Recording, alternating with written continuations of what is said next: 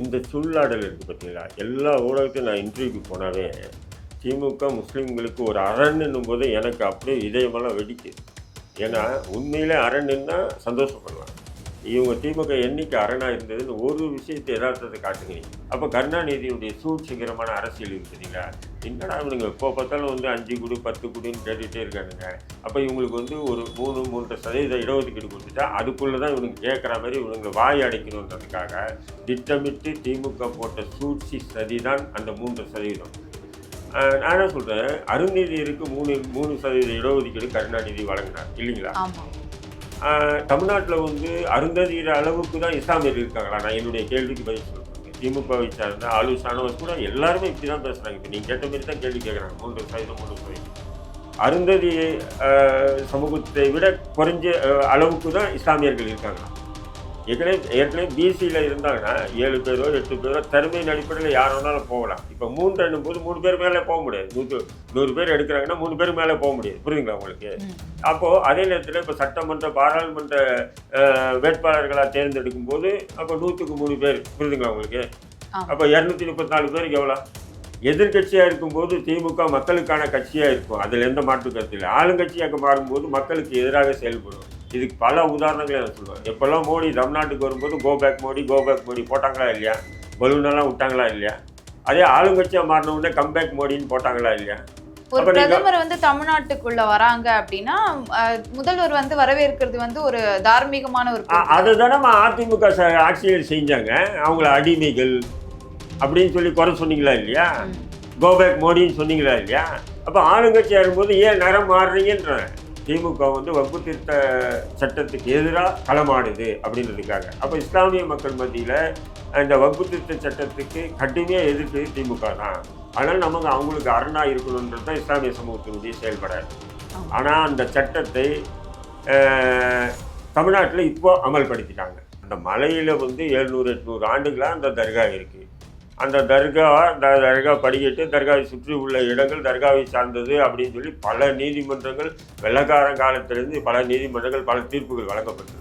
அந்த இடத்த ரீலொகேட் பண்ணுங்க, அங்கேருந்து எடுங்க அப்படின்னு சொல்கிறாரு. சொன்னால் அது எவ்வளோ பெரிய அயோக்கியத்தனம். இப்போ அதாவது திருப்பரங்குன்றம் பிரச்சனை ஒன்று எரிஞ்சிக்கிட்டே இருக்குது, வாதங்கள் பிரதிவாதங்கள் நடந்துக்கிட்டே இருக்குது, ஊடகங்களில் எல்லாமே கசகசா. இங்கே சைலண்ட்டாக மத்திய அரசு கொண்டு வந்த வகுப்பு திருத்த சட்ட மசோதாவின் அடிப்படையில் தான் இப்போ நவாஸ் கனியை எம்பியை வகுப்போடு சேர்மனாக போட்டிருக்காங்க. அந்த திமுக அண்டி பிழைக்கக்கூடிய இஸ்லாமிய அமைப்புகள் தான் கூப்பிடுவாங்க, அந்த தலைவர்கள் தான் கூப்பிடுவாங்க வகுப்பு திருத்த சட்டம். இன்றைக்கி அயோக்கிய பயில எவனாவது ஒருத்தன் வாயை திறக்கிறேன்னா? ஏன்னா உச்ச நீதிமன்றத்தின் நிலுவையில் இருக்கிற ஒரு வழக்கை அவசரமாக தமிழ்நாட்டில் அமல்படுத்தப்படுறாங்கல்ல, இது அநியாயம் இல்லையா, அக்கிரமம் இல்லையா? யாராவது ஒரு முஸ்லீம் அமைப்பு கொந்தளிக்கிறானா? ஒரு முஸ்லீம் அமைப்பு தலைவர்கள் கொந்தளிக்கிறானா?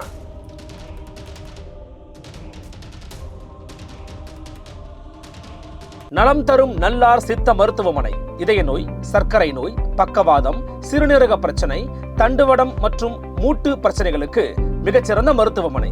கிருஷ்ணகிரி, சென்னை மற்றும் மதுரை. தொடர்புக்கு 8807666117 மற்றும் 8807666118. Nimati Property Management. Contact 7667008999. அன்னை பர்னிச்சர்ஸ். அன்னை திருமண சீர்வரிசை பொருட்கள், டிவி, ஃப்ரிட்ஜ், வாஷிங் மெஷின் உள்ளிட்ட 200க்கும் மேற்பட்ட பொருட்கள் அடங்கிய திருமண சீர்வரிசை ரூபாய் 99,000 மட்டுமே. தமிழகம் முழுவதும் இலவச டோர் டெலிவரி. தொடர்புக்கு 7550014440 9345044044. ஃபோர்த் ஸ்டேட் தமிழ் நேயர்களுக்கு வணக்கம். இன்றைய நேர்காணலில் நம்மோடு இணைந்திருப்பவர் இந்திய தேசிய லீக் கட்சியின் தலைவர் திரு தடா ரஹீம் அவர்கள். வணக்கம் சார். சார், இப்போ வக்ஃப் வாரிய திருத்த சட்டம் கடந்த 2024ஆம் ஆண்டு பாஜக கொண்டு வந்திருந்தது. அதை அதிகமாக எதிர்த்தது திமுக தான். இஸ்லாமியர்களுக்கு எதிராக ஒரு வக்ஃப் வாரிய திருத்த சட்டத்தை கொண்டு வந்திருக்காங்க அப்படின்னு. அதே திமுக இப்போ தமிழ்நாட்டில் அதை நடைமுறைப்படுத்துகிறாங்க அப்படின்னு ஒரு குற்றச்சாட்டை வச்சுருக்கீங்க. இஸ்லாமியர்களுக்கு ஒரு அரணாக இருக்கிறது தமிழ்நாட்டில் திமுக தான். அவங்க எப்படி சார் நடைமுறைப்படுத்துகிறாங்கன்னு நீங்கள் சொல்கிறீங்க? இந்த சூழ்நாடல் இருக்குது பார்த்தீங்களா, எல்லா ஊடகத்தையும் நான் இன்டர்வியூக்கு போனாவே திமுக முஸ்லீம்களுக்கு ஒரு அரண்னும் போது எனக்கு அப்படியே இதயமெல்லாம் வெடிக்குது. ஏன்னா உண்மையிலே அரண்னா சந்தோஷப்படலாம்.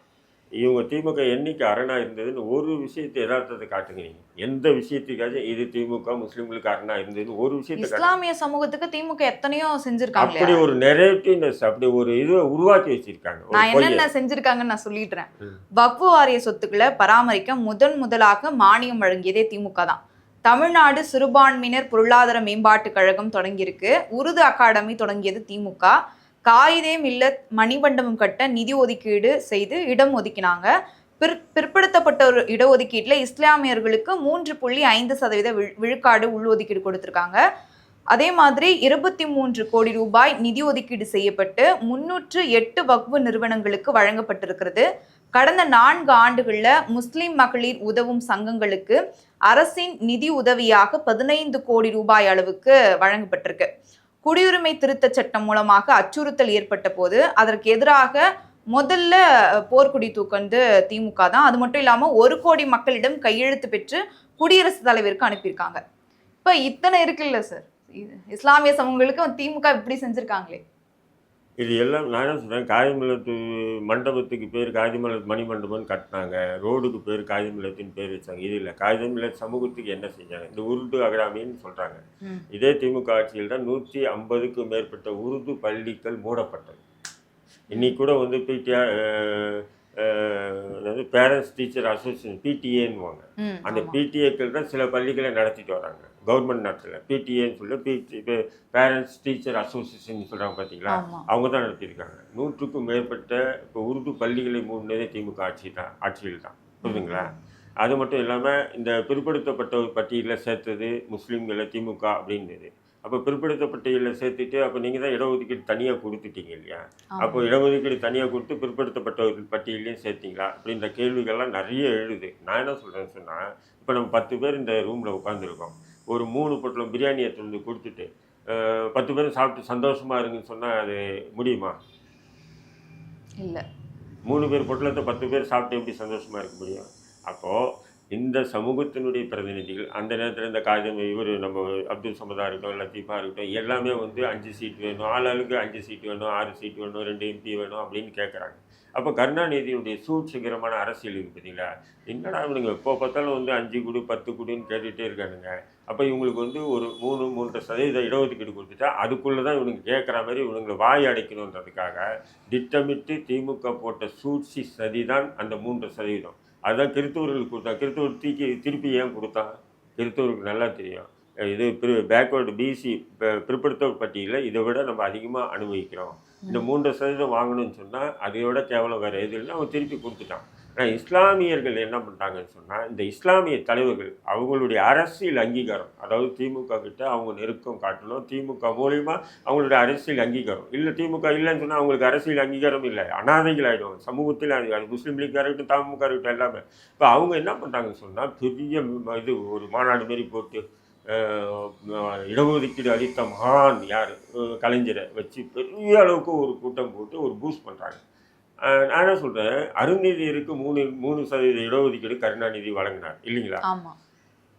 தமிழ்நாட்டில் வந்து அருந்ததியர் அளவுக்கு தான் இஸ்லாமியர் இருக்காங்களா? நான் என்னுடைய கேள்விக்கு பதில் சொல்லுங்கள். திமுகவை சார்ந்த ஆலு ஷானவாஸ் கூட எல்லாருமே இப்படி தான் பேசுகிறாங்க. இப்போ நீங்கள் கேட்ட மாரி தான் கேள்வி கேட்குறாங்க. 3% அருந்ததி சமூகத்தை விட குறைஞ்ச அளவுக்கு தான் இஸ்லாமியர்கள் இருக்காங்களா? 10 விழுக்காடு, அதாவது அரசினுடைய புள்ளி விவரமே 7 விழுக்காடுக்கு மேலே இருக்காங்கன்றாங்க. அப்போது இது 3, அதனால தான் பாருங்கள் RSS பாஜக கூட அந்த 3% இடஒதுக்கீடு தனியாக வழங்குறதுக்கு எதிர்ப்பு தெரிவிக்கலையே. நீங்கள் அதிலே புரிஞ்சிக்கலாமே. புரியுதுங்களா? ஏற்கனவே பிசியில் இருந்தாங்கன்னா 7 பேரோ 8 பேரோ திறமையின் அடிப்படையில் யார் வேணாலும் போகலாம். இப்போ 3 போது 3 பேர் மேலே போக முடியாது. 100 பேர் எடுக்கிறாங்கன்னா 3 பேர் மேலே போக முடியாது. புரியுதுங்களா உங்களுக்கு? அப்போது அதே நேரத்தில் இப்போ சட்டமன்ற பாராளுமன்ற வேட்பாளர்களாக தேர்ந்தெடுக்கும் போது அப்போ 100க்கு 3 பேர். புரியுதுங்களா உங்களுக்கு? அப்போ 234 பேருக்கு எவ்வளோ? அவ்வளோதான் சட்டமன்ற உறுப்பினர்கள். அப்போ நீங்கள் வந்து 10 கொடு 8 கொடு 20 கொடுன்னு கேட்குறீங்களே, அதுக்காக திமுக போட்ட அந்த ஒரு சூழ்ச்சிகரமான அரசியல் தான் அந்த 3% இடஒதுக்கீடு. இதேமாதிரி நான் சொல்லிக்கிட்டே போவேன். மொத்தமாக பார்த்தீங்கன்னா இப்போ சமீபத்தில் நீங்கள் பார்த்தீங்கன்னு சொன்னால், இந்த சிஏக்கு நாங்கள் எதிர்த்தாங்க திமுக மாதிரி கடுமையாக எதிர்த்தாங்க. நான் சொல்கிறேன், திமுக அந்த நேரத்தில் ஆட்சியில் இருந்ததுன்னா சிஏயை கவனம் இருந்திருக்கும். அவ்வளோ எதிர்ப்பு தெரிவிச்சிருக்கு. எதிர்கட்சி அவங்களுக்கு அரசியல் பண்ணாங்க. ஆனால் இந்த இஸ்லாமிய சமூகமும் இஸ்லாமிய சமூக தலைவர்களும் என்ன பண்ணுறாங்கன்னா, அடடா திமுக தான் நமக்கு அப்படின்றாங்க. எதிர்கட்சியாக இருக்கும்போது திமுக மக்களுக்கான கட்சியாக இருக்கும், அதில் எந்த மாற்று கருத்து இல்லை. ஆளுங்கட்சியாக மாறும்போது மக்களுக்கு எதிராக செயல்படும். இதுக்கு பல உதாரணங்களை நான் சொல்லுவேன். எப்போல்லாம் மோடி தமிழ்நாட்டுக்கு வரும்போது கோபேக் மோடி போட்டாங்களா இல்லையா? பலூனெல்லாம் விட்டாங்களா இல்லையா? அதே ஆளுங்கட்சியாக மாறினவுடனே கம்பேக் மோடின்னு போட்டாங்களா இல்லையா? கேட்டால் என்ன சொன்னாங்க, அப்போது வந்து இப்போது வர்றது வந்து அரசு முறை பயணமாக வராது பிரதமர். அப்போ என்ன ஆடு மாடு விற்கவா வந்தார்? கேள்வி வருதா இல்லையா? அப்பவும் அரசு முறை பயணமாக தான் தமிழ்நாட்டுக்கு வந்தார் பிரதமர். ஒரு பிரதமர் வந்து தமிழ்நாட்டுக்குள்ள வராங்க அப்படின்னா முதல்வர் வந்து வரவேற்கிறது வந்து ஒரு தார்மீகமான ஒரு அதுதானே அதிமுக ஆட்சியில் செஞ்சாங்க. அவங்கள அடிமைகள் அப்படின்னு சொல்லி குறை சொன்னீங்களா இல்லையா? கோபேக் மோடின்னு சொன்னீங்களா இல்லையா? அப்போ ஆளுங்கட்சியாக இருக்கும்போது ஏன் நிறம் மாறுறீங்கன்ற. இப்போது இதுலேயும் ஆட்சிக்கு வராத நாம் தமிழ் கட்சி போன்றவங்க அப்படி ஒரு குற்றச்சாட்டு வச்சாங்கன்னா, ஆமாண்டா அவங்க கேட்குறது நியாயம் சொல்லலாம். நீங்கள் ஆட்சியில் இருக்கும்போது ஒரு நேரமோ ஆட்சிக்குலேருந்து எதிர்கட்சியாக மாறும்போது இன்னொரு நேரமாக ஏன் இருக்கீங்க? டெல்லியில் விவசாயிகள் போராடினா விவசாயிகள் வந்து ஆதரவாக இருப்பாங்க. இங்கே மேல்மார் சிப்காட் விஷயத்திலையோ பரந்தூர் விமான விஷயத்திலையோ விவசாயிகள் போராடினாங்கன்னா விவசாயிகளை அடக்குமுறை கொண்டு அடக்குவாங்க. இதுதானே திமுகவாக இருக்குது. இது வந்து பொதுவான விஷயங்களை நான் பேசுகிறேன். அதே நேரத்தில் இஸ்லாமிய சமூகத்துக்கு பார்த்தீங்கன்னு சொன்னால் 1997 நவம்பரில் 19 இஸ்லாமியர்கள் கொல்லப்பட்டாங்க இதே கோயம்புத்தூரில். யாருடைய ஆட்சி? திமுக. சாட்ச திமுகவுடைய ஆட்சி.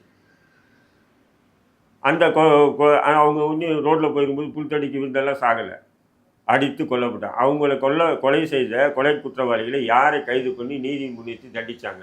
திமுக இல்லை. ஆனால் அதன் பிறகு நடந்த குண்டடிப்பு அதுக்கு காரணமாக, அதன் பிறகு நடந்த குண்டடிப்பு காரணம் காட்டி 168 பேரை கைது பண்ணி அவங்கள பெயில் ஜாமீனே கொடுக்காம சிறைக்குள்ளே வச்சு விசாரணை பண்ணி அதில் 100 பேர் விடுதலை ஆனாங்க. அதுலேயும் கூட ஒரு 60 பேரில் இன்ன வரையிலையும் ஆயுள் தண்டனை சிறைவாசிகளாக எல்லா சிறைகளிலுமே இருக்காங்க. நீங்கள் ஆட்சிக்கு வரதுக்கு முன்னாடி இந்த முஸ்லீம் சிறைவாசிகளை விடுதலை செய்வேன் நீங்கள். ஆட்சிக்கு வந்த பிறகு என்னாச்சு? ஏன் விடுதலை செய்யலை? இன்ன வரையிலையும் அந்த கோரிக்கையை வச்சுக்கிட்டு தானே இருக்குது இஸ்லாமிய சமூகம். சார், திமுக கூட்டணியில் இருக்கக்கூடிய முஸ்லீம் லீக் கட்சி இந்த மாதிரியான இஸ்லாமியர்கள் கட்சியெல்லாம் வந்து திமுகக்கு வந்து என்ன கோரிக்கை வைக்கிறாங்க? அவங்க எந்த கோரிக்கை வைக்கிறது இல்லைம்மா. 26 தேர்தலில் நமக்கு அரசியல் அங்கீகாரம் கிடைக்குமா, நமக்கு ஏதாவது சீட்டு கிடைக்குமா அப்படின்ற ஒரு முன்னெடுப்பு தான் முஸ்லீம் லீக்கு இருக்குது, தமுகவுக்கு இருக்குது. எல்லா அரசியல் கட்சிகளுக்குமே அந்த மாதிரி ஒரு எதிர்பார்ப்போடு தான் செயல்படுறானுங்க. வேற எந்த எதிர்பார்ப்பும் இல்லை அவங்ககிட்ட. புரியுதுங்களா? இஸ்லாமிய சமூகங்களுக்காக இந்த கட்சி எதுவுமே வந்து முன்னெடுக்கிறது அப்படி இருந்ததுன்னா இப்போ வந்து நான் என்ன சொல்றேன், இப்போ 2024 வக்ஃப் திருத்த மசோதா கொண்டு வந்தாங்க. இதை வந்து பார்த்தீங்கன்னா இஸ்லாமிய அமைப்புகள் நாடு முழுக்க இஸ்லாமியர்கள் எதிர்ப்பு தெரிவித்தாங்க. காங்கிரஸ், திமுக உட்பட எல்லாமே எதிர்ப்பு தெரிவித்தாங்க, இல்லைன்னு சொல்லலை. திமுக ஒரு படி மேலே போய் உச்சநீதிமன்றத்தை வழக்கே தொடுத்தாங்க. விஜய் கட்சி கூட வழக்கு தொடுத்திருக்காங்க. விஜயுடைய தவேகா அந்த கட்சி கூட வழக்கு தொடுத்திருக்காங்க. இப்போ எல்லாமே நடந்துட்டு இருக்கு. அப்போது இஸ்லாமிய சமூகத்துக்கு மத்தியில் என்னன்னு சொன்னால், திமுக வந்து வக்ஃப் திருத்த சட்ட 2024 வந்து கடுமையாக எதிர்க்குது. ஜமாத்து சார்பாக ஒவ்வொரு ஊர்லேயும் பொதுக்கூட்டங்கள் போடப்பட்டது. நல்லா புரிஞ்சு, ஜமாத்துகள் சார்பாக தமிழ்நாடு முழுக்க ஒவ்வொரு ஊர்லேயும் பொதுக்கூட்டங்கள் போடப்பட்டது. அந்த பொதுக்கூட்டங்களுக்கு சிறப்பு பேச்சாளர்களாக திமுகவை சார்ந்தவர்களும் திமுக கூட்டணியை சேர்ந்த தலைவர்கள் தான் அழைக்கப்பட்டார்கள், வேற யாரும் இல்லை. ஏன்னு சொன்னால் திமுக வந்து வக்ஃப் திருத்த சட்டத்துக்கு எதிராக களமாடுது அப்படின்றதுக்காக. அப்போ இஸ்லாமிய மக்கள் மத்தியில் இந்த வக்ஃப் திருத்த சட்டத்துக்கு கடுமையாக எதிர்க்கிறது திமுக தான்.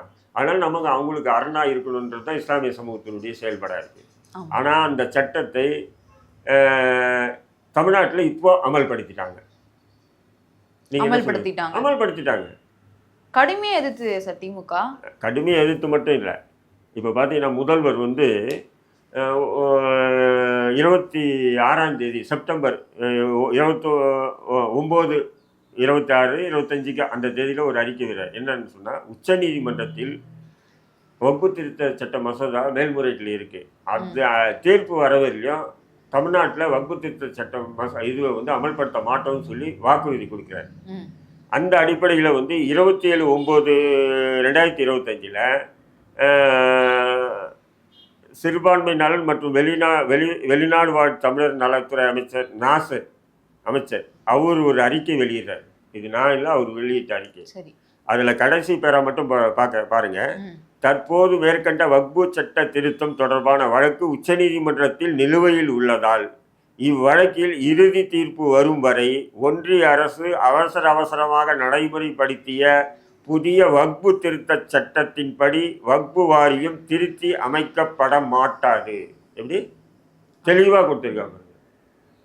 உச்சநீதிமன்றத்தில் வழக்கு இருக்குது, அது ரிசல்ட் வரணும். அதுக்கு முன்னாடி மத்திய அரசு கொண்டு வந்த முஸ்லீம்களுக்கு எதிரான இந்த வக்பு திருத்த சட்ட மசோதாவை தமிழ்நாட்டில் அமல்படுத்த மாட்டோம் அப்படின்னு சொல்லிட்டு ஒரு அமைச்சர் கேரப்லாப்டாமில் ஒரு மினிஸ்டர் சொல்லியிருக்காங்க. ஆமா, அறிக்கை விட்டுருக்காரு. ஆனால் அமல்படுத்திட்டாங்கன்னு சொல்றீங்க. இப்போ அமல்படுத்திட்டாங்க.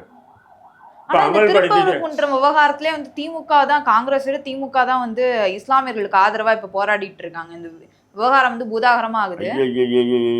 திருப்பரங்குன்றம் விஷயத்துல இஸ்லாமியர்கள் எங்கம்மா திமுக எங்கம்மா முஸ்லீம்களுக்கு ஆதரவா செயல்பட்டது? திமுக முஸ்லீம்களுக்கு ஆதரவான நடுநிலையா செயல்பட்டு இருந்தாவே இந்த பிரச்சனை, திருப்பரங்குன்ற பிரச்சனை இவ்வளவு தூரம் விஸ்வரூபமே ஆயிருக்காது. ஏன் சொன்னீங்கன்னா, திருப்பரங்குன்றம் பிரச்சனைக்கு மூல காரணம் யார் என்றால் அந்த ஆய்வாளர் இன்ஸ்பெக்டர் தான். எப்பவுமே போற மாதிரி போறாங்க, மக்கள் போகக்கூடாதுன்னு தடுக்கிறாரு. உடனே அவங்க எஸ்பிஐ போய் காட்டணும், எஸ்பி கண்டுக்கல. கலெக்டர் போகிறாங்க, அங்கேயும் பண்ணிக்கல. என்னடா அநியாயமாக இருக்குது, எப்போவுமே போய் நாங்கள் தர்காவுக்கு போயிட்டு வருவோம், நேர்ச்சி எல்லாம் பண்ணிட்டு வருவோம், என்னடா இது அப்படின்னு நினைக்கிறாரு. அந்த நேரத்தில் தான் என்ன பிஜேபி இறங்குது. அப்போ இந்த விஷயத்தை சரி, அது சம்பந்தமான இன்ஸ்பெக்டர் ஏன் தடுத்தார், எஸ்பி ஏன் தடுத்தார், அங்கே இருக்கிற மாவட்ட ஆட்சியர் ஏன் தடுத்தாருன்னு தமிழக அரசு என்ன பண்ணியிருக்கணும், அவர்கள் மீது நடவடிக்கை எடுத்துகிட்டு எப்போதும் போகிற மாதிரி போயிருக்கணும். விட்டு இருக்குமா இல்லையா? விட்டு இருக்குமா? விடலையே. அது மட்டும் இல்லாமல் உயர்நீதிமன்றத்தில் திமுக தரப்பில் வாதம் பண்ணும்போது என்ன பண்ணுறாங்க, பாஜக அவங்க கேட்குறாங்க என்னன்னு. அவங்க எப்போவுமே முஸ்லீம்களுக்கு எதிராக தான் செயல்படும். அவங்க என்ன சொல்கிறாங்க, ஆடு கோழி அறுக்கிறதுனால எங்களுடைய புனிதம் கெடுதுன்னு சொல்கிறாங்களா? அப்போ சொல்லும்போது திமுக என்ன பண்ணும், சார் இது காலங்காலமாக அவங்க போய் ஆடு கோழி அறுக்கிற பழக்கம், இதில் கம்யூனல் விஷயம், இதில் அரசு தலையிட முடியாதுன்னு சொல்லிட்டு வாதம் பண்ணிக்கணும். அதை விட்டுட்டு திமுக எப்படி வாதம் பண்ணுதுன்னா, பாஜக நீதிமன்றத்தில் ஃபைல் பண்ணாங்க இல்லையா ரிட்டு, அதை வழிமொழிகிறாங்க. என்னன்னு சொன்னால், அவங்க சொன்ன மாதிரி ஆடு கோழி அடுத்தவங்க 18 பேர் மீது நாங்கள் வழக்கு போட்டிருக்கோம், அவங்கள கைதும் பண்ணியிருக்கோம், இனி அப்படி நடக்காதுன்றாங்க. அப்போ ஆடு கோழி அறுக்கக்கூடாதுன்ற விஷயத்தை தெளிவாக உயர்நீதிமன்றத்தில் பதிவு பண்ணிட்டாங்க. புரியுதுங்க? அது ஆடு கோழி மேலே போய் அறுக்கிறது சட்டவிரோதம்னு பதிவு பண்ணுது யார்? திமுக சாட்சிய திமுக. நீங்கள் சொல்றீங்கல்ல அரண், என்ன சொன்னீங்க, அரண்ணா? திமுக முஸ்லீம்களுக்கு அரண். அந்த அரண் நுரண் தான் உயர்நீதிமன்றத்தில் இப்படி வாதம் பண்ணியிருக்காங்க. நான் சொல்லக்கூடிய விஷயங்கள் பொய் என்றால் நீங்கள் அந்த வாத பிரதிவாத இது எடுத்து பாருங்கள். நீங்கள் உயர்நீதிமன்றத்தில் என்ன நடந்ததுன்னு. அப்போ இது அயோக்கியத்தனம் இல்லையா? அதை தொடர்ந்து தான் இன்றைக்கி அவங்க தீபம் பிரச்சனை எடுக்கிறாங்க. ஜிஆர் சுவாமிநாதனுடைய அந்த கருத்துக்கள், ஜிஆர் சுவாமிநாதனுடைய தீர்ப்புகள் பார்த்தீங்கன்னா சட்ட விதிமுறைக்கு எதிரானது. ஏன்னா ஒரு நீதியரசர் என்பது தனக்கு முன்னாடி பார்த்தீங்கன்னா சாட்சிகள் ஆதாரங்கள் இருந்தால் தான் அந்த அடிப்படையில் தான் தீர்ப்பே சொல்லுவாங்க. புரியுதுங்களா? இப்போது அந்த நீதிபதிக்கே தெரியும் இவன் தான் கொலை பண்ணான்னு தெரியும். இருந்தாலும் அவர் கண்ணால் பார்த்துருப்பார், அவன் கொலை பண்ணதே கொலைகாரனை கண்ணால் பார்த்தா ஆதாரமும் சாட்சி இல்லைனாலும் கொலை செய்தவன் என்றாலும் அவர் விடுவிக்கப்படுவார். நான் பார்த்துருக்கேன், அதனால் இவனுக்கு தண்டனை கொடுக்குறேன்னு கொடுக்க முடியாது. அப்படி நான் பார்த்துருக்கேன், அவனுக்கு தண்டிக்கணும் அப்படின்னு சொன்னால் இவர் நீதிபதி தன்னுடைய கோட்டை போட்டு கழட்டி வச்சுட்டு இவர் கூண்டல் நின்று சாட்சியாக தான் வர முடியும், அவராக தீர்ப்பு எழுத முடியாது. அப்படி நீதி பரிபாலனம் தொடர்ந்து இந்தியாவில் நடைமுறைப்படுத்தப்பட்டு வருது. ஆனால் ஜிஆர் சாமிநாதன் என்ன பண்ணுறாருன்னா, அந்த சட்ட விதிமுறைகள்லாம் தூக்கி குப்பையில் போட்டு 100 வருஷமாக ஏற்றுறது தான், இருந்தாலும் இப்போ போய் ஏற்றுங்கன்றோம். அவங்க தீபத்தூளில் தீபம் ஏற்றுறது ஏற்றாமல் போட்டோம், அது எந்த முஸ்லீம் எதுவும் தெரிவிக்கல. அது தர்காவுக்கு மிக அருகாமையில் இருக்குது. ஏன்னு சொன்னால் ஏற்கனவே பார்த்தீங்கன்னா எச் ராஜா அதே இடத்துல ஆர்ப்பாட்டத்தில் பேசியிருக்காரு. என்ன பேசியிருக்காரு? ரீலொக்கேட் அப்படின்னாரு, இடம் மாற்றம் செய்யுங்க தர்காவை. இப்போ அதே அப்துல் ரஹீம் அங்கே நின்றுட்டு அங்கே ஏதாவது ஒரு வணக்க வழிபாட்டு தளத்தை ரீலொக்கேட் அங்கேருந்து இடமாற்றம் செய்யுங்கன்னு சொன்னால் இந்த அரசு சட்டங்கள் அமைதியாக இருந்துருமா? சரி, திமுக முஸ்லீம்களுக்கு அரணா தானே இருக்குது. எச் ராஜா அப்படி பேசினார், காட்டேஸ்வரன் அப்படி பேசினார், திமுக மீது வழக்கு போட்டாங்களா, கைது பண்ணாங்களா? ஏன்னா ஒரு குறிப்பிட்ட மக்கள் வணங்கக்கூடிய ஒரு வழிபாட்டு தலமாக இருக்கட்டும் தர்கா, அந்த தர்காவை ரீலொக்கேட் பண்ணணும், அதாவது அங்கேருந்து இடமாற்றம் செய்யணும்னு எச் ராஜா பகிரங்கமாக பேசியிருக்க எல்லா வீடியோ வந்திருக்கு. திமுக என்ன பண்ணிட்டு இருந்தது? திமுக நைனா நாகேந்திர அவர்கள் எச் ராஜா அவர்களை இந்த திருப்பரங்குன்றம் வாரத்தில் கைது செய்திருக்காங்க. ஐயோ, அந்த ஆர்ப்பாட்டத்துக்கு போகும்போது தடுத்து நிற்கிறதெல்லாம் கைது இல்லை, கைது பண்ணி சிறையில் போடணுன்ற. நான் ரீலொக்கேட் என்ற வார்த்தை என்ன? இது எச்ராஜா சொன்னாரா என்ன? இடமாற்றம் செய்யுங்கன்னு. சுமார் 700-800 ஆண்டுகளாக வந்து அந்த மலை எப்போ உருவாச்சு, மலைக்கு மேலே கோயில் இருந்ததா, கோயிலுக்கு முன்னாடி இது இருந்ததான்ற வாதங்கள் வேற இருக்கட்டும். அந்த மலையில் வந்து 700-800 ஆண்டுகளாக அந்த தர்கா இருக்குது. அந்த தர்கா படிக்கட்டு, தர்காவை சுற்றி உள்ள இடங்கள் தர்காவை சார்ந்தது அப்படின்னு சொல்லி பல நீதிமன்றங்கள், வெள்ளக்காரன் காலத்திலேருந்து பல நீதிமன்றங்கள், பல தீர்ப்புகள் வழங்கப்பட்டிருக்கு. அந்த இடத்த வந்து ரீலொகேட் பண்ணுங்க, அங்கேருந்து எடுங்க அப்படின்னு சொல்கிறாரு. சொன்னால் அது எவ்வளோ பெரிய அயோக்கியத்தனம். திமுக அரசு அவர் மீது ஏன் நடவடிக்கை எடுக்கலை? திமுகவுக்கு முஸ்லீம்களுக்கு அரணா இருந்தால் என்ன பண்ணியிருக்கணும்? உடனே வழக்கு பதிவு செஞ்சு அவரை கைது பண்ணியிருக்கணுமா இல்லையா? ஏன் பயப்படுது திமுக? இதே நான் அங்கே நின்று அப்படி ஒரு வார்த்தை பேசிட்டு நான் விட்டுருப்பாங்களா? சொல்லுங்கள். ஒரு பக்கம் இந்த திருப்பரங்குன்றம் விவகாரத்துல திமுக இஸ்லாமியர்களுக்கு ஆதரவாக நாங்க நிற்கிறோம் அப்படின்ற அதே வேளையில இஸ்லாமியர்களுக்கு ஆதரவுன்னு திரும்ப சொல்லாதீங்க. இஸ்லாமியர்களுக்கு ஆதரவா இல்லை, அது நீதிமன்றம். ஏன்னா அது காலங்காலமாக 100 வருஷமா எங்கே தீபம் ஏற்றிட்டு வந்தாங்களோ அங்கே தமிழக அறநிலையத்துறை அங்கே ஏற்றிச்சு. புரியுதுங்களா? அது மாற்றி நீதிபதியுடைய உத்தரவுக்கு அடிப்படையில் வேற இடத்துல ஏற்றினாங்கன்னா அது திமுகவுக்கு மிகப்பெரிய ஒரு பின்னடைவு. அது என்ன சொல்கிறது, அதாவது கூட்டாட்சி, அதாவது மாநில சுயாட்சிக்கு எதிரான ஒரு சிந்தனை செயல்பாடு. அதுக்காக தான் திமுக எதிர்க்கிறது தவிர திமுக முஸ்லீம்களுக்கு ஆதரவாக எதிர்க்குதுன்ற ஒரு கட்டமைப்பு RSS BJP உருவாக்குறதுனா நீயே ஏமா உருவாக்குறீங்க? அதே திமுக இப்ப வக்பு திருத்த சட்டத்தையும் அதே மாதிரி தான் வக்பு திருத்த சட்டத்திலையும் என்ன பண்ணுச்சு? இப்போ அதாவது திருப்பரங்குன்றம் பிரச்சனை ஒன்று எரிஞ்சுக்கிட்டே இருக்கு, வாதங்கள் பிரதிவாதங்கள் நடந்துகிட்டே இருக்கு, ஊடகங்கள்ல எல்லாமே கசப்பசன்னு. இங்கே சைலண்டாக மத்திய அரசு கொண்டு வந்த வக்பு திருத்த சட்ட மசோதாவின் அடிப்படையில் தான் இப்போ நவாஸ் கனியை வந்து எம்பியை வந்து வக்பு போர்டு சேர்மனாக போட்டிருக்காங்க. இதே முஸ்லீம் லீக் இருக்கக்கூடிய அப்துல் ரஹ்மானை வந்து திமுக தரப்பில் அணுகி இருக்கு, நீங்கள் இருக்கீங்களா அப்படிங்கும்போது அவர் சொல்லியிருக்காரு, நான் இருந்தேன்னு சொன்னால் அது வக்பு இந்த மத்திய அரசு கொண்டு வந்த வக்பு திருத்த சட்டத்துக்கு நான் உட்படுற மாரி ஆகும், நான் பண்ண மாட்டேன்னு. இந்த நவாஸ் கனி தான் வந்து முஸ்லீம் லீக் சார்பாக 4-5 எம்பிக்கள் உச்சநீதிமன்றத்தை வழக்கு போட்டிருக்காங்க. அதில் இவனும் ஒருத்தன் கையெழுத்து போட்டிருக்கான். ஏதாவது இப்போது வக்போர்டு சேர்மன் ஆகிருக்காங்க நவாஸ் கனி, இவனும் கையெழுத்து போட்டிருக்கான். கையெழுத்து போட்ட நாதாரியே இப்போ வக்போர்டு சேர்மன் ஆகிருக்கு. அப்போ நீங்கள் ஏன் இந்த 2 வேஷம், திமுக இருக்கும், திமுக அண்டி பிழைக்கக்கூடிய முஸ்லீம் லீக், தமுக, ஏன் இப்படி ஒரு 2 வேஷம் போடுறீங்க? நான் கேட்குறேன். ஒன்று ஆதரிச்சுட்டு போங்க, மத்திய அரசு கொண்டு வந்த வக்பு திருத்த சட்டத்தை நாங்கள் ஆதரிக்கிறோன்னு. ஒரு பக்கம் நாங்கள் எதிர்க்கிறோன்னு சொல்லி முஸ்லீம்களுடைய வாக்குகளை முழுக்க உங்களுக்கு கிடைக்கணும், இன்னொரு பக்கம் நீங்கள் ஆதரிச்சுட்டு போவீங்க. அப்போது உங்கள் கூட இருக்கக்கூடிய இஸ்லாமிய அமைப்புகளையும் இஸ்லாமிய அமைப்பு தலைவர்களையும் நீங்கள் என்ன பண்ணுறீங்கன்னு சொன்னால், ஏதோ சில பல எலும்புகளை தூக்கி போட்டு அவங்க கவிட்டு போவோன்னு விட்டுட்டு நீங்கள் ஊடால இந்த வேலையை பார்க்குறீங்களா? சொல்லுங்கள். இப்போ ரஹ்மான் அவர்கள் மீது ஏற்கனவே ஒரு குற்றச்சாட்டு வந்துச்சு, அவர் வந்து பதவியிலிருந்து நீக்கப்பட்டாங்க அப்படின்னு சொல்லிட்டு, அதை பற்றி என்ன சொல்லுங்க? இல்லை, அப்துல் ரஹ்மான் வந்து பல குற்றச்சாட்டில் ஈடுபட்டார். நான் தான் நிறைய பேசியிருக்கேன். நான் விசிலன்ஸில் புகார் கொடுத்து அந்த அடிப்படையில் தான் அவர் தூக்கி வீசப்பட்டார். வீசிட்டு அந்த இடத்துல இப்போ நவாஸ் கனி வந்திருக்காரு. வக்போர்டை பொறுத்தவரையிலையும் ஆளுங்கட்சி எப்படி இருக்கோ ஆளுங்கட்சிக்கு ஜாடா போடக்கூடியவங்க தான் வக்போர்டு சேர்மனாக ஆக்குவாங்க. நியாயமாக நீதியாக வக்போர்டுக்காக வக்பு என்ற அந்த ஒரு உயர்ந்த எண்ணத்தோடு செயல்படக்கூடிய யாரையும் வக்போர்டு சேர்மன் ஆக்க மாட்டானுங்க. அது திமுக இருக்கட்டும், திமுகவுக்கு ஜால்ரா போடுறோம், திமுக ஆட்சியின் போது அவர் வக்போர்டு சேர்மன், அதிமுக ஜால்ரா போடுறோம், அதிமுக ஆட்சியில் சேர்மன் ஆக்குவாங்க. இதுதான் காலங்காலமாக நடந்துட்டு வருது. உண்மையிலே வந்து பார்த்தீங்கன்னா இந்த வக்பு போர்டு வந்து பார்த்தீங்கன்னா ஏழை மக்கள், வறுமையில் வாழக்கூடிய மக்கள் நலனுக்காக தான் உருவாக்கப்பட்டது.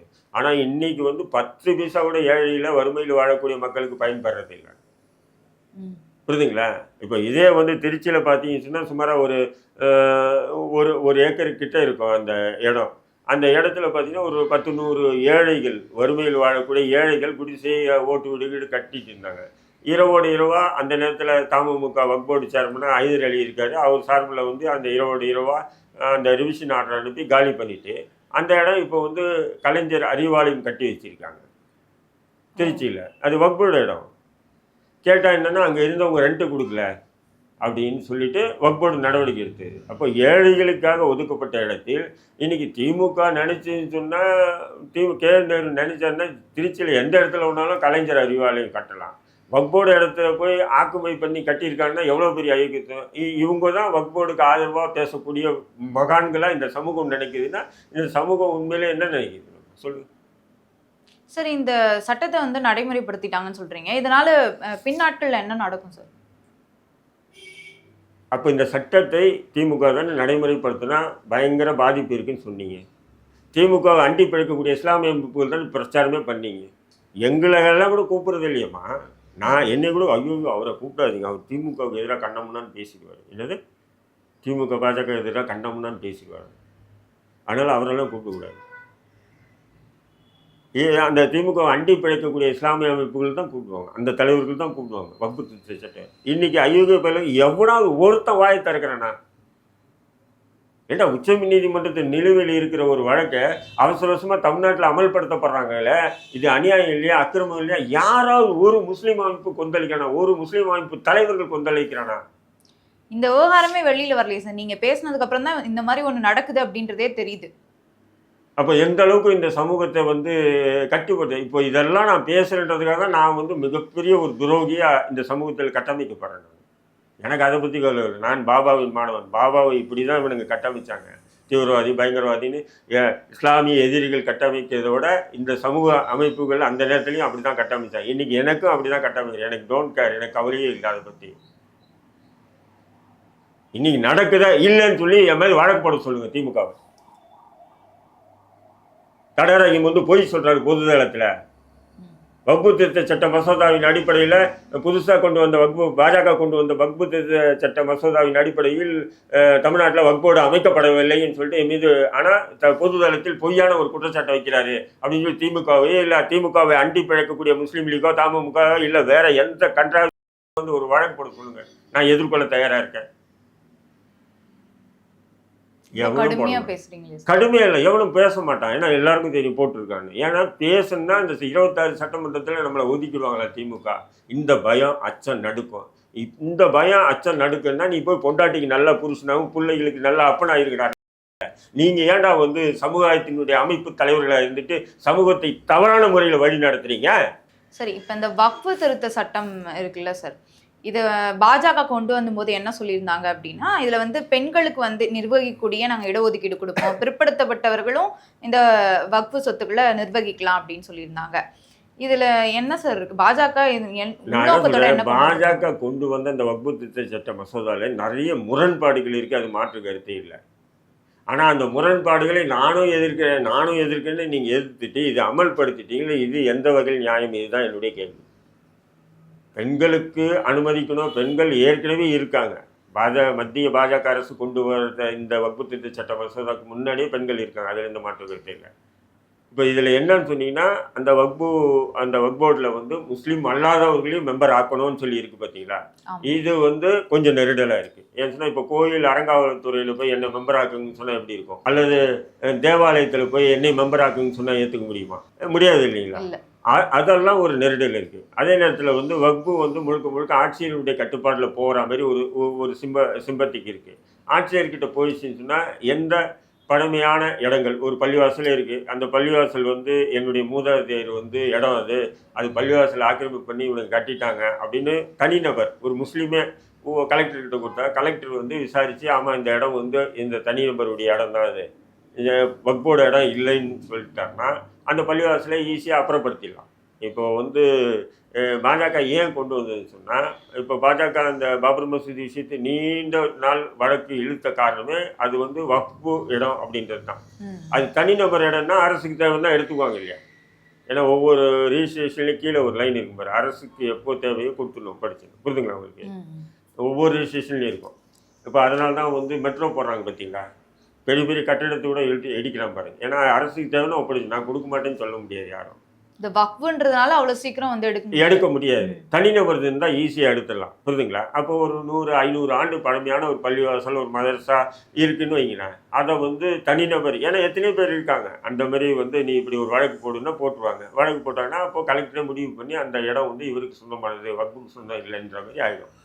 புரிதுங்களா உங்களுக்கு? அப்போது இதை ஈஸியாக அரசு கையகப்படுத்தலாம். இப்போ உதாரணத்துக்கு பார்த்தீங்கன்னா டெல்லியில் பார்த்தீங்கன்னு சொன்னால் இதில் மும்பையில் சுமாராக ஒரு ஏக்கர் கிட்ட வக்பு இடத்துல தான் நம்ம அதானி மிகப்பெரிய ஒரு மாளிகை கட்டி வச்சுருக்காரு.